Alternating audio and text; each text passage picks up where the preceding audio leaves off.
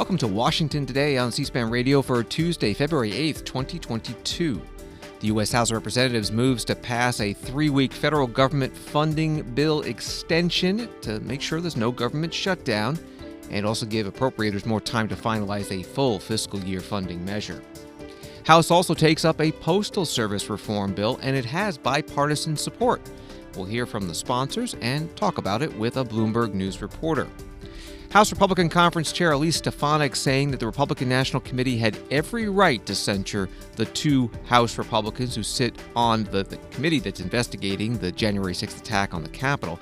But the Senate Republican leader, when asked about this, Mitch McConnell, he says it's not the RNC's job.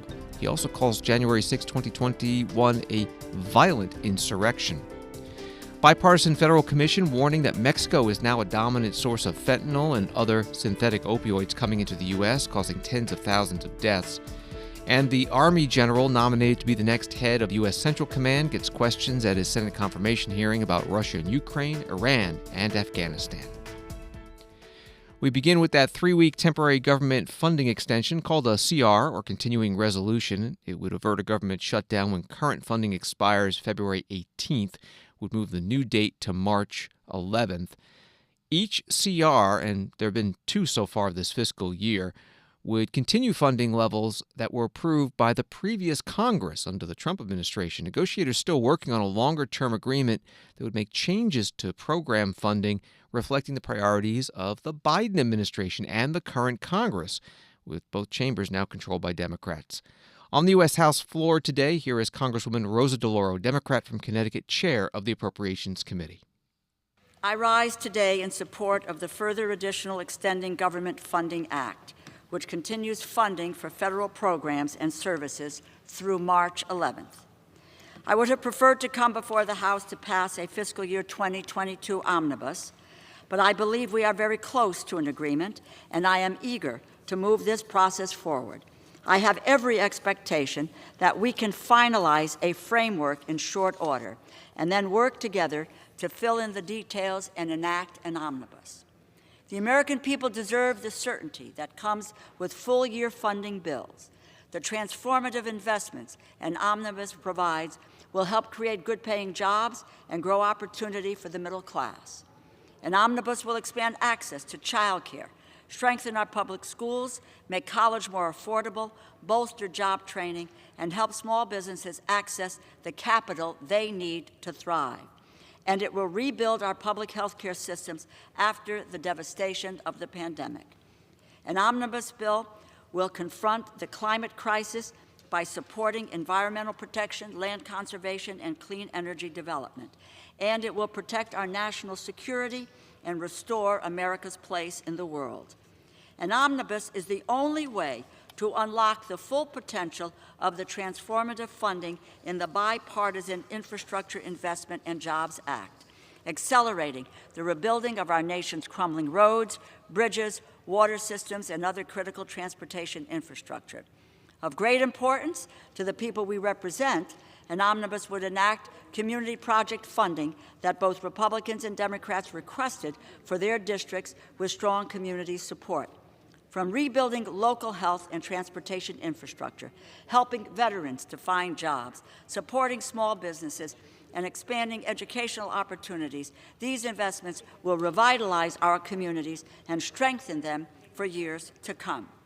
Once we have a framework, I am confident that appropriators will work with great intensity to fill in the details so that we can enact an agreement that is worthy of the American people. To provide the time to get that done, the Further Additional Extending Government Funding Act continues government funding at current levels through March 11. This legislation is straightforward and includes minimal anomalies, the most notable of which is $350 million in direly needed new funding to address water contamination from the Red Hill bulk fuel storage facility in Hawaii. Congresswoman Rosa DeLauro, Democrat from Connecticut, chair of the Appropriations Committee on the House floor. That term anomalies refers to provisions that let federal agencies change their spending levels and start projects that wouldn't otherwise be allowed under these stopgap measures, continuing resolutions, or CRs to fund the government. Also speaking on the House floor, ranking Republican on the Appropriations Committee, Kay Granger from Texas. Today I rise in support of H.R. 6617A, short-term continuing resolution through March 11th. I'm disappointed to be on the House floor today to speak on another CR, but not a full-year appropriation bill. It was my hope that by now we would have finalized our work for fiscal year 2022. While conversations are ongoing, we need more time to complete our work. No one wants to have a CR, but the alternative is much worse. If we don't pass a CR by next week, we could have an unnecessary and costly government shutdown. I think both sides agree that would be disastrous, especially for our national security. This bill keeps the government open for another 3 weeks and ensures the continuation of basic federal responsibilities, such as national defense, border security, and care for our veterans. The bill also includes defense-related anomalies that fund the on-time development of Columbia-class submarines, DoD's top modernization priority. It provides flexibility to counter threats like Russia. It equips DoD to address the Navy's Red Hill fuel leak that displaced service members and their families. And it continues development of critical cybersecurity systems. I'm hopeful that this CR will give us time to work out our differences and pass bipartisan full-year bills. We will not be able to achieve this goal unless we find consensus on spending levels, and we know that controversial policies have been dropped. I've been very clear about what House Republicans need to support a final product. We will not support partisan bills that include irresponsible spending increases or extreme policies. With that, I urge support for the 3-week CR before us, and I look forward to the additional time to finish this year's appropriations process. Congresswoman Kay Granger, ranking Republican on the Appropriations Committee during today's House floor debate. After the House passes this bill, it's on to the Senate. They do have 1 week to deal with it because the current CR does take government funding through February 18th. From the Associated Press, the Biden administration wants families with children to know that there is roughly $193 billion waiting for them. All they need to do is file their taxes to claim it. That estimated total is what remains of the expanded child tax credit, and the administration is concerned that some of those most in need of the assistance may be the least likely to get what is due them. That from Associated Press. Vice President Kamala Harris speaking about this today from the Eisenhower Executive Office building. If you are eligible for either of these credits, or even if you think you might be eligible, please go to the following website, childtaxcredit.gov. childtaxcredit.gov. It is a quick and easy way to check whether you qualify. And if you qualify, all you need to do to receive benefits is to file your taxes. Now, one more important note. If you are one of the more than 30 million families who have already received the child tax credit, you still need to file your taxes. So that is the only way to receive the second half of what you are owed. So remember, you are owed more, but you still need to file your taxes. Vice President Kamala Harris joining Treasury Secretary Janet Yellen and White House Senior Advisor Gene Sperling, a virtual event from the Eisenhower Executive Office building, enlisting state and local officials and activists to get those eligible to claim that child tax credit. It was part of last year's COVID-19 economic aid law. $3,600 for children 5 and under, $3,000 for ages 6 to 11. Federal tax filing deadline this year is April 18th. Vice President's husband, the second gentleman, Doug Emhoff, was evacuated today from a Washington, D.C. public school after a bomb threat. He was at Dunbar High School celebrating Black History Month.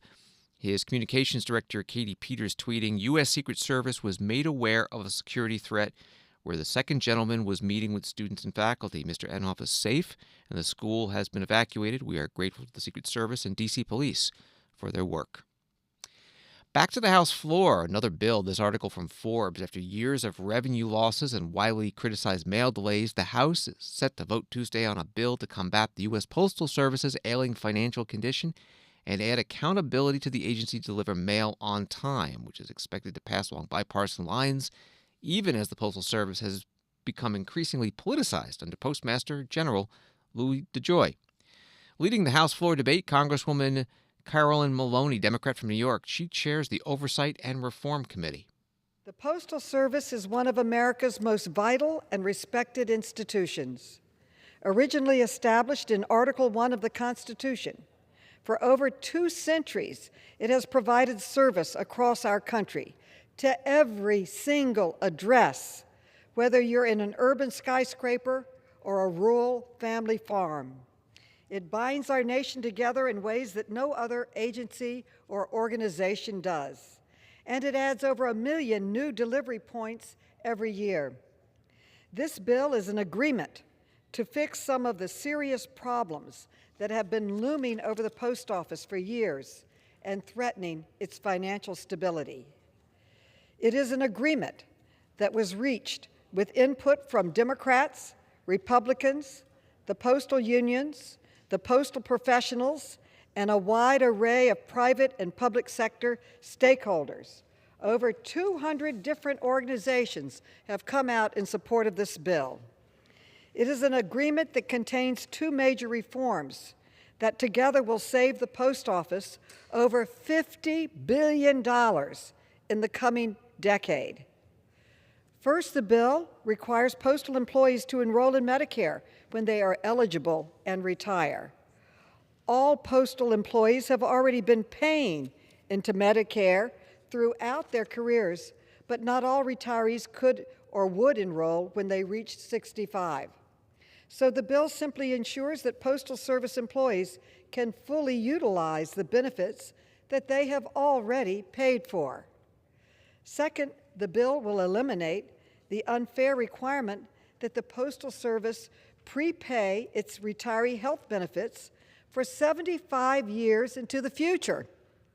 This common sense change will help reduce the burden on the Retiree Health Benefit Fund and help it remain solvent. And the bill would provide Congress and the American people with a whole new level of transparency and accountability. It would establish an online public-facing database that shows weekly service performance information by zip code. The bill also requires the Postal Service to continue to deliver mail 6 days a week using an integrated network, ensuring that Americans can receive their mail and medications on weekends. The bill also enables our Postal Service to increase revenue through non-postal services, such as selling permits to go fishing or hunting. Carolyn Maloney chairs the House Oversight and Reform Committee, part of today's floor debate on this bill. Also speaking, the ranking Republican on the committee, James Comer of Kentucky. The United States Postal Service is truly one of our prized national assets. But, as we know, the Postal Service has faced financial trouble for many years.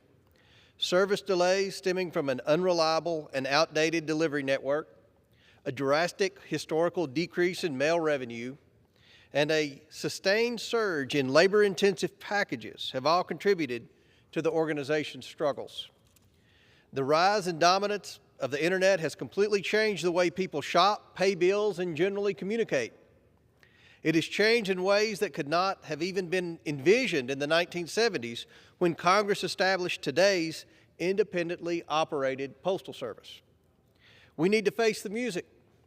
The days of letters alone driving the Postal Service's revenue are not coming back.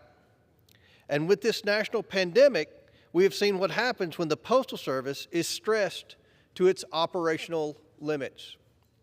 The dual challenges of workforce shortages and a surge in package volume across its delivery network plainly exposed the inability for the Postal Service to adapt to modern challenges. I stand here today after more than a year of bipartisan work with my colleague, Chairwoman Maloney, to call for the House to pass the Bipartisan Postal Reform Act of 2022. This targeted bill addresses the immediate needs of the Postal Service to help it succeed into the 21st century. Congressman James Comer, ranking Republican on the Oversight and Reform Committee on the House floor. Todd Shields is a Bloomberg News reporter. He's been following this debate about Postal Service reform and joins us now. Thank you for doing this. A bipartisan major bill. You don't see that often these days. How did they get to this point? Yeah, how about that? It's pretty interesting. I think the main motive for how we got to this point is the longstanding travails of the Postal Service. I think we're all familiar with it in our own lives. I'd imagine many of our listeners don't often put a stamp on an envelope anymore and pop it into the mail. That's the first-class mail volume, which is very profitable for the Postal Service, and it has slumped over the last decade or more. And meanwhile, costs go up. So the Postal Service has been in a real bind for that and a few other reasons, and lawmakers have taken notice.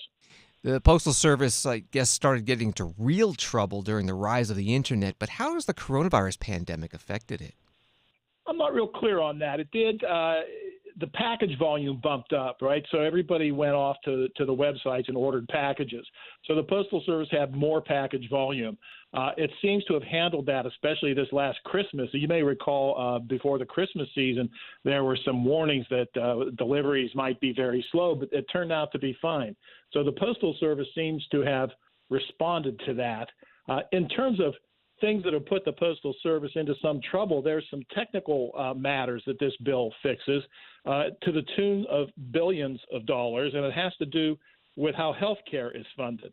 And there have been some odd requirements placed on the Postal Service to pre-fund retiree health care. They're going to lift that, and that'll save $27 billion. And another $22 billion is going to come from having Postal Service retirees get into Medicare instead of having the Postal Service shoulder more of the retirement health care costs. So those are two biggies that will help put the service on a more sound financial footing. We heard from the committee chair, Congresswoman Carolyn Maloney, that also in the bill is a guarantee of 6-day-a-week delivery. How important was that to keep that in to the members? Very important. Cornerstone for members of Congress is good Postal Service delivery. They hear about it when constituents don't get their mail. And 6-day delivery is putting this into law, I would think, puts this to rest in Washington for a while. There was a Postmaster General many years ago, probably 15 years ago, who mooted the possibility of 5-day delivery. And I've heard many times on the Hill lawmakers saying, well, let's not do that, and in stronger language than that, of course. So the 6-day delivery is a big deal. It's in, and we can expect it to stay now. We're talking with Todd Shields from Bloomberg News. It's not often that we know who the Postmaster General is, but during the Trump administration, everyone seemed to, and he was putting in some reforms that were making some waves. What's the status of those reforms, and how does this bill address that? I don't believe the bill directly addressed that. That was a little bit of a separate election season thing. In the face of very high mail ballot volume, changes were made, and the mail slowed down. Now, in the end, in the election season of 2020, the service did, according to people on both sides of the debate, the service rallied around and did a good job of delivering the ballots. That has kind of receded in the background, and so has a lot of the controversy surrounding Mr. Louis DeJoy, the Postmaster General. And he seems to have the Board of Governors on his side. There are lawmakers who still call for his resignation, but the noise has subsided a good bit. Todd Shields, Bloomberg News reporter. Find his stories at Bloomberg.com and follow him on Twitter at TShields3. Thank you very much. Thank you. Happy to do it. And final vote in the House on this postal reform bill, 342 to 92. All Democrats voting yes, and 92 Republicans voting no, 120 of them voting yes. On Wall Street today, the Dow up 371, NASDAQ up 178, S&P up 37. President Biden praising an Australian company, Tritium, for committing to building an electric vehicle charging station manufacturing facility in the United States, in Lebanon, Tennessee. Tennessee estimates it will create 500 new jobs over the next 5 years. President Biden hosting the CEO of that company at the White House today. From thehill.com, Senator Joe Manchin, Democrat of West Virginia, on Tuesday appeared skeptical of congressional staffers unionizing, an idea that has gained support from top Democrats. Manchin, who has said he hadn't heard of the unionizing effort, said he and his staff served at the will and pleasure of West Virginians. Congressional staffers on Friday announced they were launching unionization efforts amid growing support from the Democratic leadership. Some reporting from thehill.com. Support today, now including the House Democratic Caucus Chair, Hakeem Jeffries from New York. He was asked this question today by Fox News correspondent Chad Pergram. You said that on the unionization issue that this is in the DNA of the party. But the fact that it got to this level, where aides are calling for this, isn't that somehow in the unfortunate DNA of the institution that you have staff who think that they've been abused by members, abused by co-workers, and that there is a lack of a fiduciary responsibility here on behalf of the leadership to make sure that those problems didn't get to that level? Support the unionization effort that is underway and support the effort to make sure we protect the right to organize all across America. That is why Democrats passed the Protect the Right to Organize Act here in the House. We believe that at the foundation of making sure that every single American can robustly pursue the American dream is the opportunity to organize, to join a union, to fight collectively for better wages, for better benefits, for better health care. That is in the DNA of the Democratic Party. That is very clear, indisputable in my mind, and the track record of what Democrats do here in Congress and what Republicans do here in Congress speaks for itself. Congressman Hakeem Jeffries at a news conference. He's the House Democratic Caucus Chair. That's fourth in line in the House Democratic leadership, and he has been talked about as a possible future House Speaker. House Speaker Pelosi also supporting this unionization effort. The Senate Majority Leader Chuck Schumer also saying today he's on board. And from the White House, the Press Secretary Jen Psaki saying that President Biden also supports it. A story in Roll Call explains that staff in the legislative branch were given the right to unionize under the Congressional Accountability Act that was enacted in 1995. And support agencies like the Capitol Police and Library of Congress are allowed to form unions and collectively bargain.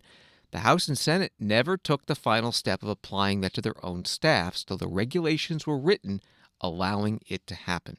That story from Roll Call. The House Republican Conference Chair Elise Stefanik from New York asked today about the Republican National Committee this weekend voting to censure two House Republicans for sitting on the committee investigating the January 6th attack on the U.S. Capitol. As you know, the Republican National Committee censured two of your fellow conference members, Representatives Cheney and Kinzinger.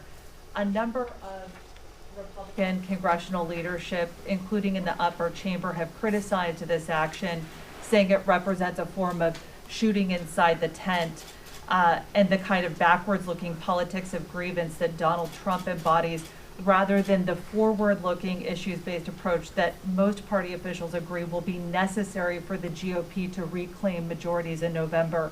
As a member of leadership yourself, what is your reaction to those censures? My reaction is the RNC has every right to take any action, and the position that I have is that you're ultimately held accountable to voters in your district, voters who you represent, and we're going to hear the feedback and the views of voters pretty quickly here this year. Next question. Congresswoman Elise Stefanik was elected House Republican Conference Chair after the House Republican Conference voted to remove the previous conference chair, Congressman Liz Cheney, one of those who was censured for sitting on that committee. The RNC censure resolution of Cheney and Adam Kinzinger also contains some language to describe what happened during the attack on the Capitol after the 2020 election on January 6th the next year, and that prompted this question to Congresswoman Stefanik. Do you think that January 6th was legitimate political discourse, which the RNC said over the weekend? As Republicans have been very clear, we condemn the violence on January 6th. We also condemn the violence on 2020 as violent criminals attacked federal buildings, including parts of Washington, D.C. So we have been clear in that condemnation. House Democrats did not condemn the violence that happened all of 2020. And we believe the January 6th Commission is political theater. It's about punishing partisan opponents and not getting to the real facts, which should be how can we ensure that the Capitol complex is safe, not only for those of us who work here, but for the American people to continue to advocate for policies they believe in. Second question. On a follow-up real quick, do you think that position is problematic heading into a midterm election where Republicans are looking quite good at this point? Again, our position has been very clear. We condemned the violence on January 6th, just like we condemned the violence that happened all throughout 2020. That's what's different than our Democrat colleagues who refuse to condemn the violence that happened in 2020. When it comes to heading into the midterms on the issues that matter to the American people, whether it's the border crisis, whether it's the crime crisis, crime numbers skyrocketing in states all across America, including my home district, whether it's the economic challenges, we are going to continue talking about those issues and working to earn the support to earn back the majority. Yes, go ahead. Madam Chair, thank you. Just a follow-up with respect to the RNC. Does the conference have any plans to take additional actions against Congresswoman Cheney or Kinzinger? I know some members would like to see them expelled out of the party. It did not come up today in our conference meeting. Elise Stefanik, a Republican from New York, the House Republican Conference chair at a news conference today. Some members of the House Freedom Caucus, a group of conservative House Republicans, have been calling for expelling Cheney and Kinzinger from the House Republican Conference. Over on the Senate side, the Republican leader Mitch McConnell, also at a news conference, asked by reporters what he thought of the censures of Cheney and Kinzinger by the Republican National Committee. Is it appropriate for the Republican National Committee to censure two sitting members of Congress and also use the words legitimate political discourse in talking about January 6th? Well, let me give you my view of what happened January the 6th. And we're here. We saw what happened. It was a violent insurrection for the purpose of trying to prevent the peaceful transfer of power after a legitimately certified election from one administration to the next. That's what it was. With regard to the suggestion that the RNC should be in the business of picking and choosing Republicans who ought to be supported, traditionally the view of the national party committees is that we support all members of our party, regardless of their positions on some issues. Do you have confidence in her, Ronna McDaniel, as chairwoman of the committee? I do, but the issue is whether or not the RNC should be sort of singling out members of our party who may have different views from the majority. That's not the job of the RNC. The Senate Minority Leader Mitch McConnell, Republican from Kentucky, with reporters. Associated Press reporting today as well, Maryland Governor Larry Hogan announced that he will not run for the U.S. Senate in 2022, rebuffing an aggressive recruitment push from Senate Minority Leader Mitch McConnell and other Republicans who saw the term-limited governor as the GOP's best chance to win in the deep blue state. Washington Today continues in a minute. Listen to C-SPAN Radio with our free mobile app, C-SPAN Now. Get complete access to what's happening in Washington, wherever you are, with live streams of floor proceedings and hearings from the U.S. Congress, White House events, the courts, campaigns, and more. Plus analysis of the world of politics with our informative podcasts. C-SPAN Now is available at the Apple Store and Google Play. Download it for free today. C-SPAN Now, your front row seat to Washington, anytime, anywhere.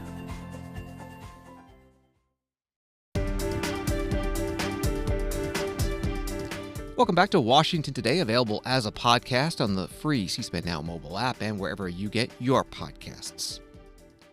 Senate Armed Services Committee holding a confirmation hearing today for Army Lieutenant General Michael Eric Kurilla to be promoted to general and to become commander of U.S. Central Command.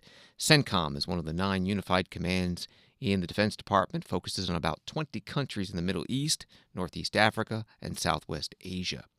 During the hearing, Senator Jeanne Shaheen, Democrat from New Hampshire, asking the general about the current tensions with Russia's military buildup on the border of Ukraine. General Kurilla, thank you for being here. Congratulations to you and your family on your nomination. We very much appreciate your willingness to serve. And I understand that you're actually leaving directly from this hearing to be part of the task force overseeing the deployment to reinforce our NATO allies because of Russia's buildup on the Ukrainian and Belarusian border. I wonder what you consider to be the biggest challenge of that deployment? So, Senator, right now we are in the process of deploying, and yes, I will be leaving right after the hearing to fly over to be continued part of that deployment. I think the challenge is obviously moving transatlantic with the number of forces we have. Our mission over there is to assure our NATO allies and deter Russian aggression against our NATO allies. And to what extent do you think Putin is hoping for an incident along the border to give him an excuse to go into Ukraine? Senator, I could not begin to speak for Putin's thoughts, but I do know I am very concerned about a Russian incursion and invasion into Ukraine. Eric Gorilla, nominated for CENTCOM Commander, questioned by Senator Jeanne Shaheen at today's hearing. French President Emmanuel Macron met with Russian President Putin yesterday, and Associated Press reporting that President Macron saying today that Putin told him that Moscow would not further escalate the Ukraine crisis. Macron also said it would take time to find a diplomatic solution to the rising tensions. AP goes on, his remarks on a visit to Kyiv came as the Kremlin denied reports that he and Putin struck a deal on de-escalating the crisis. Kremlin spokesman Dmitry Peskov said that in the current situation, Moscow and Paris can't be reaching any deals. Back to the hearing, another focus, Iran. Iran and the U.S. are returning to talks in Vienna today aimed at reviving the 2015 nuclear agreement that the Trump administration pulled the U.S. out of. And current CENTCOM Commander General Frank McKenzie is in United Arab Emirates for talks on increasing U.S. aid to Persian Gulf countries after missile and drone attacks on Abu Dhabi and Saudi Arabia by Iran-backed Houthis in Yemen. From today's hearing, here is Senator James Inhofe, Republican of Oklahoma, questioning General Kurilla. In the past year, Iran and its proxies have escalated their regional aggression. Hamas launched more than 4,300 rockets at Israel during the May 2021 conflict. The Houthis have increased their attacks on civilian targets in Saudi Arabia, and the UAE and the Iran-backed militias in Iraq routinely target U.S. personnel, property, and partners.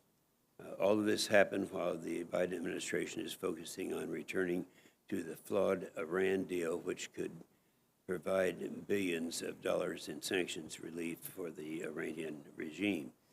General Kurilla, based on what you've observed of Iran in the past, would you expect Iran to spend at least some of that sanctions relief on its terrorist proxies? And if so, how would this affect the security of our forces in the CENTCOM region? Senator, there is a risk with sanctions relief that Iran would use some of that money to support its proxies and terrorism in the region. And if they did, it could increase risk to our forces in the region. General Eric Kurilla, nominated for CENTCOM Commander, questioned by Senator James Inhofe, ranking member on the Armed Services Committee. A third topic at this hearing, Afghanistan. This from Military Times. Military leaders need to invest more in intelligence capabilities, particularly informants on the ground, if they expect to be able to continue effective counter-terrorism operations in Afghanistan, according to the White House's pick to head U.S. Central Command. Here are the questions from Senator Deb Fischer, Republican from Nebraska. General, based on your prior experience that you've had in the region, your knowledge of the region, what do you assess to be the most significant challenges for CENTCOM to carry out an over-the-horizon counterterrorism strategy in Afghanistan? Senator, over-the-horizon capability is extremely difficult, but not impossible. I think the biggest challenge for Afghanistan is that it is a landlocked country. We rely on another nation for an air line of communication to be able to enter Afghanistan. The distances required to fly ISR is great. We spend approximately 2/3 of the time flying there and getting back versus over the target. So it is resource intensive to be able to do the finding and then the fixing and the finishing of those targets that you're going after. I think we need to reinvest in a lot of our intelligence capabilities, our human intelligence capability that was lost during the withdrawal.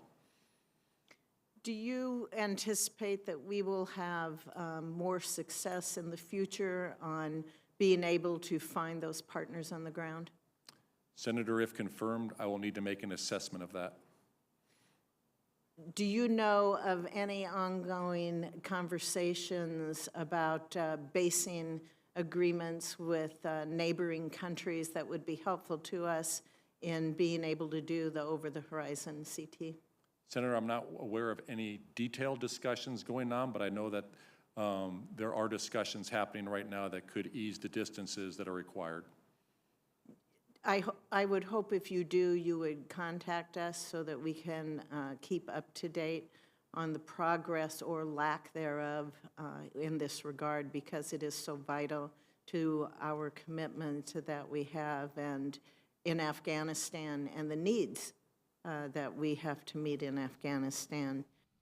Senator Deb Fischer, Republican from Nebraska. More from the Military Times article on today's confirmation hearing.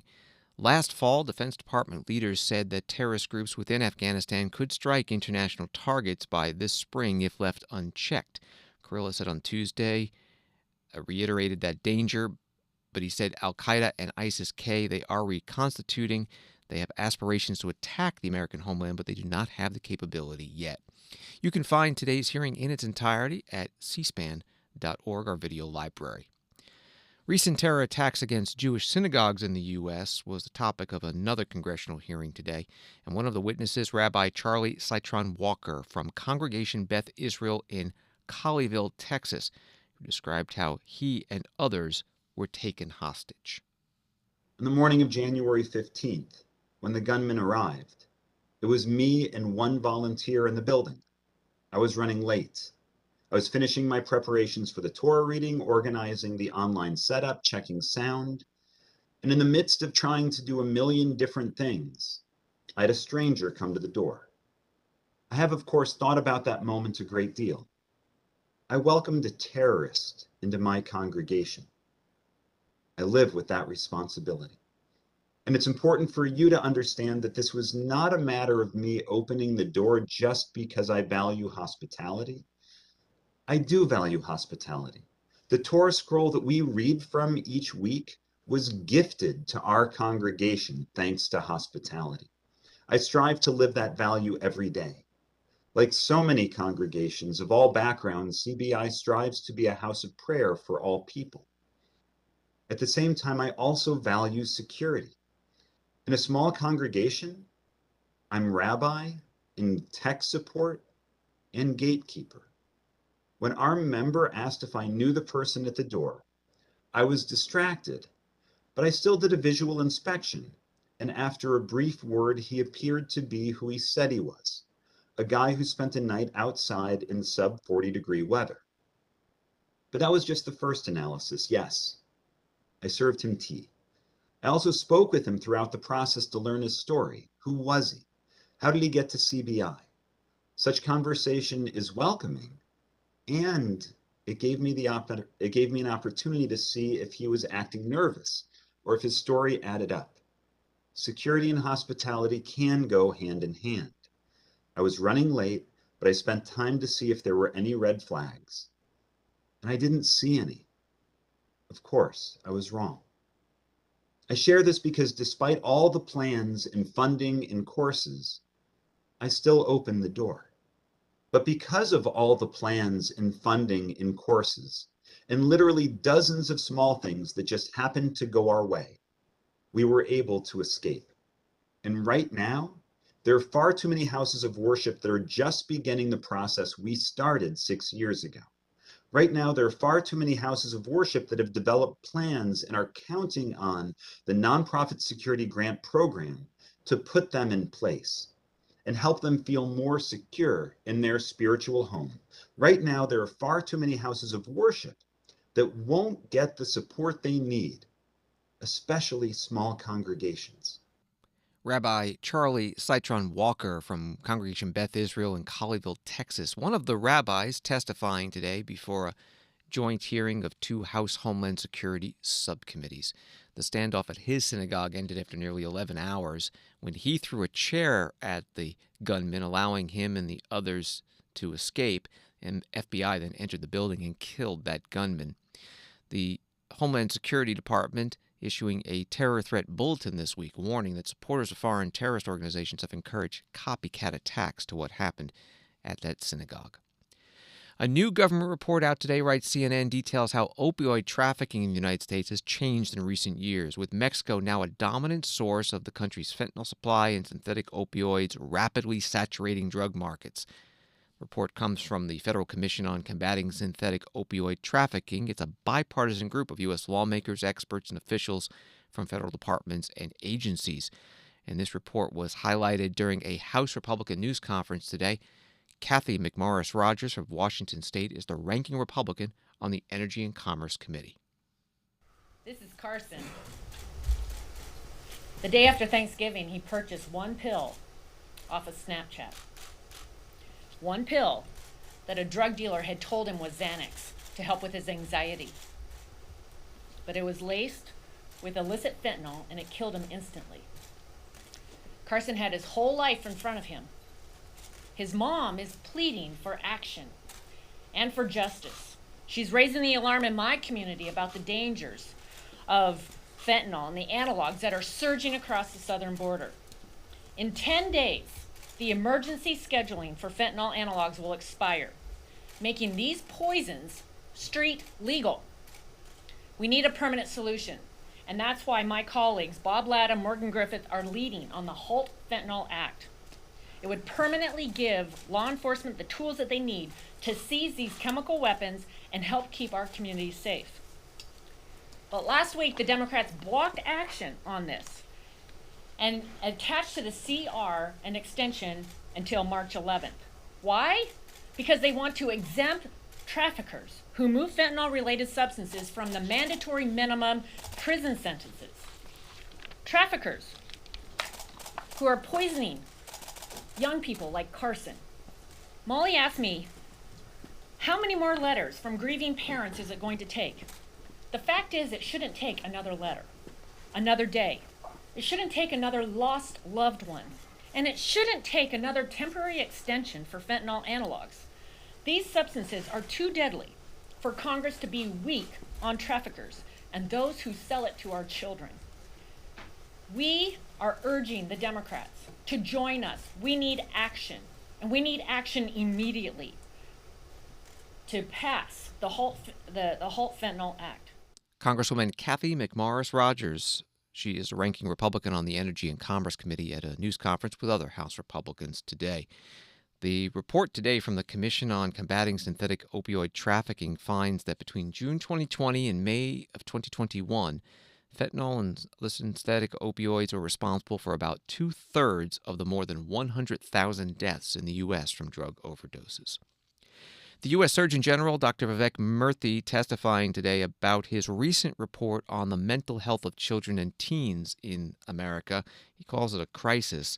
He was before the Senate Finance Committee, which has been working on bipartisan legislation to address this issue. But at the heart of our youth mental health crisis is a pervasive stigma that tells young people they should be embarrassed if they are struggling with depression, anxiety, stress, or loneliness. It makes a human condition feel inhuman.